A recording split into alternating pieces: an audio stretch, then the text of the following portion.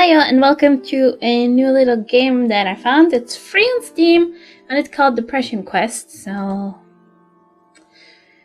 let's figure out what we're gonna do.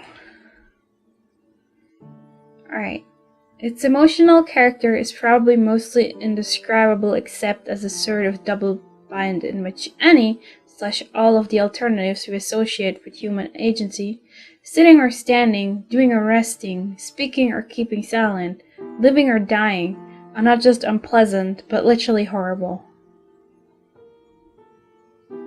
Depression Quest is a game that deals with living with depression in a very literal way.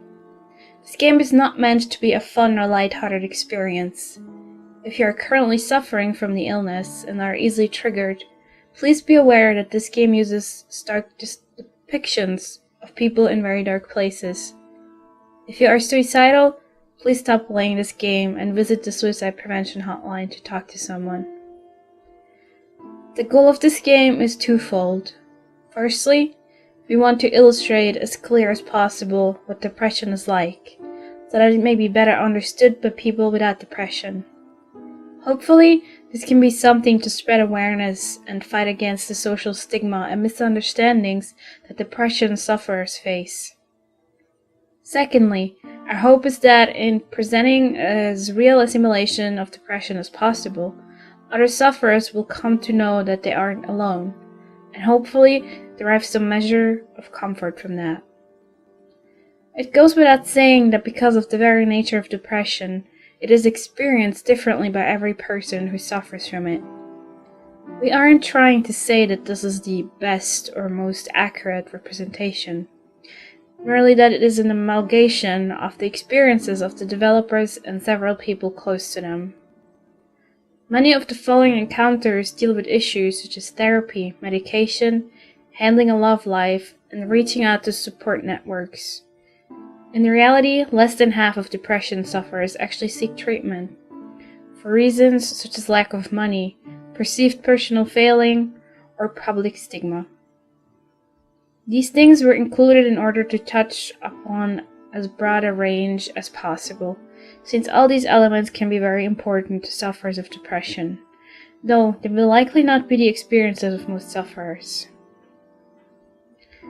It's important to recognize that not everyone with depression is so lucky. Many people with the illness don't have a lot of the luxuries that we have in this game. We've written in this way so we can focus specifically on the illness, which becomes more and more difficult to deal with as the person who has it is less and less well off. This game uses audio as part of the play experience. We encourage you to play with your sound on. Thank you for playing. So let's do this. Let's begin. It is early on a Monday morning. You are a mid-20s human being. You have a significant other named Alex, who you are rather fond of, that you have been seeing exclusively for the past few months. The rest of your social circle consists of a variety of friends and acquaintances, some of whom you met at your day job, which is a little boring, but pays the rent. You'd like to be doing more with your life, as with your parents, but you're still in the process of figuring out what that means and how to go about it. You're also dealing with motivation issues that sometimes make dealing with these things difficult. You feel like this is probably your fault, and on bad days can feel inwardly angry and down on yourself for being lazy. But you're not quite sure how you can break out of it or how other people deal with these feelings and seem so very functional.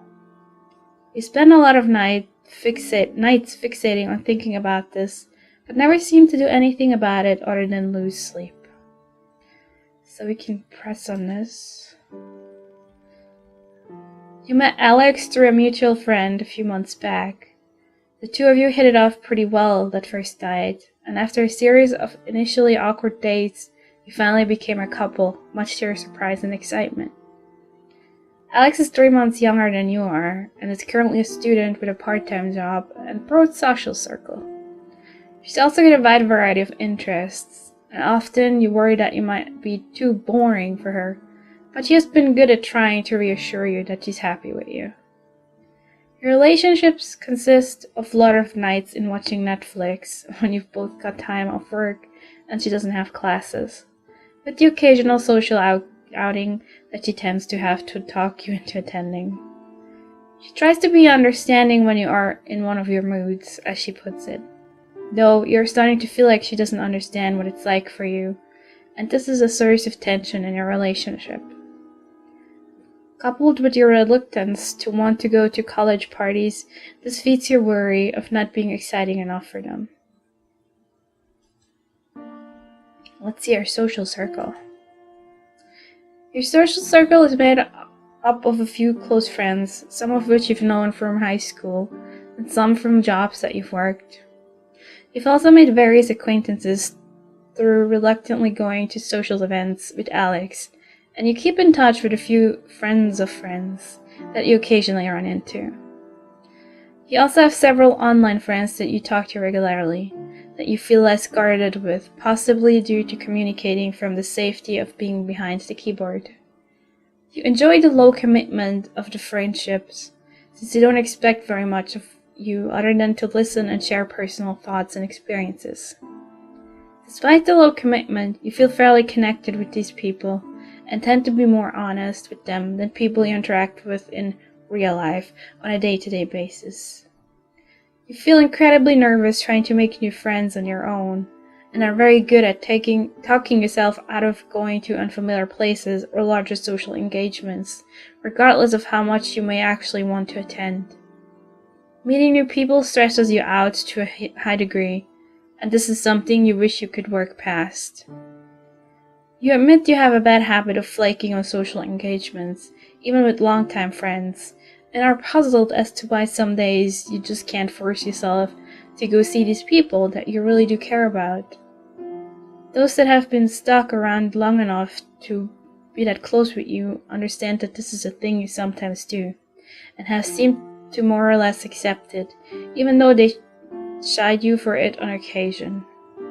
However, you've had friends in the past give up trying to maintain a friendship with you because of this trait, taking your social anxieties as a personal slight, or eventually getting tired of trying to track you down all the time. You feel incredibly guilty about this, but are not quite sure how to change. Our day job. You have a day job which you feel is really nothing special. You started out receiving minimum wage, but have stayed around long enough to be making enough to support yourself. The work is dull and unrewarding, and most days you feel like just about anyone could do it. You have a hard time relating to most of your coworkers, so you mostly keep to yourself and get the work done while you're there. There are one or two people you chat with, though you wouldn't consider yourself close with them. A lot of days lately, you have a really hard time getting out of bed and forcing yourself to go in. You're starting to wonder how long you can keep this up. You'd really like to find another job in your field of interest, but feel like you are underqualified every time you look at online job postings. Sometimes you think about going back to school, but you would be unsure how you would be able to support yourself and wonder if the degree would really help anyway. And lastly, our parents. You're one of the few people you know of whose parents never got divorced, but you do wonder if they still love each other sometimes. You have an older brother named Malcolm who has moved across the country with his wife to work a high-paying job. Every major holiday that you see him at, you feel a bit jealous and like the lesser kid despite being genuinely happy to see him. You feel very ashamed of these feelings. Your parents genuinely care about you. This often involves inviting you back to your childhood home for dinner, though your mother thinks you never visit quite enough. But you get the impression they don't fully understand you. They want to see you succeed, and don't know why you haven't gone farther in life because you're so smart and talented. Anytime you've tried to talk to them about your motivation issues, they tell you that the solution is simply to work harder, or want it more. Your father is generally more forgiving of your lack of a career path, while your mother seems to think you're too smart to be in the position you're in.